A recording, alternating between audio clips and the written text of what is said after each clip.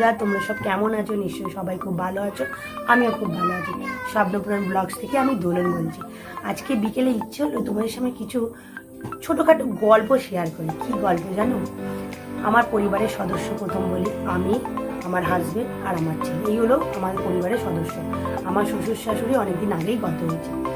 জানো তো, আমরা দুজনেই, তোমার দাদা আমি খুব ব্যস্ততার কারণটা জানো? আমার হলো গার্মেন্টসের দোকান, তোমার দাদা হলো ছোটোখাটো একটু রেস্টুরেন্ট। কিন্তু দুটোকেই আমাকে সামলাতে হয় দাদা, মানে দুজনকে আমরা শেয়ার করি, যা ও আমাকে বলে আমি ওকে বলি, এরকম। আচ্ছা, আমার ছেলে ক্লাস 9-এ পড়ে, ওর নাম শুভদীপ, তার নাম সায়ন। ও আসবে, ওই ভিডিও শ্যুট ওই করে, বলছে মা এখন তুমি করো, আমি পরে আসবো। আমি কেন এই কারণে বলছি, একটু পরে আমাকে বেরিয়ে যেতে হবে দোকান খুলতে। আর ইচ্ছে হলো না, এত ব্যস্ততার মধ্যে থাকা সত্ত্বেও আমি তোমাদের সঙ্গে একটু গল্প করি, আমার গল্পগুলো তুলে ধরি। আর তোমার দাদার আমার লাভ স্টোরিটা পরে একদিন শেয়ার করবো।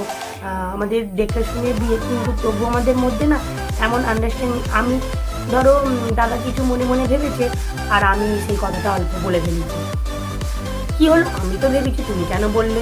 যে তুমি ভাবো আর আমি বলি, ও ভাবে আমি বলে দিই, আমি করি সেই কাজটা। এরকমভাবে আমাদের খুব মজা খুনসুটি সব হয়।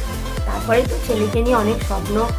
ছেলে তো এখন এই করোনার জন্য সবই ক্লাস বন্ধ, অনলাইনে ক্লাস হচ্ছে, সেসব করছে। গান ভালোবাসে, কবিতা ভালোবাসে, সবই করে।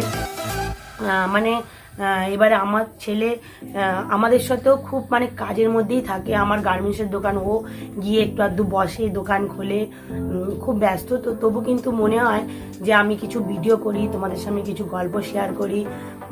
এইভাবেই আমার জীবনের চলতে থাকছে। এবং আমি আরও চাই যেন তোমাদের ভালোবাসা পাই। তোমরা আমাকে এই ভিডিওটা দেখো, আর যদি ভালো লাগে বন্ধুরা, আমাকে সাবস্ক্রাইব করতে কিন্তু ভুলো না। আমি এখন ব্লগ থেকে বেরিয়ে গেলাম, আবার আমি পরে গল্প করব।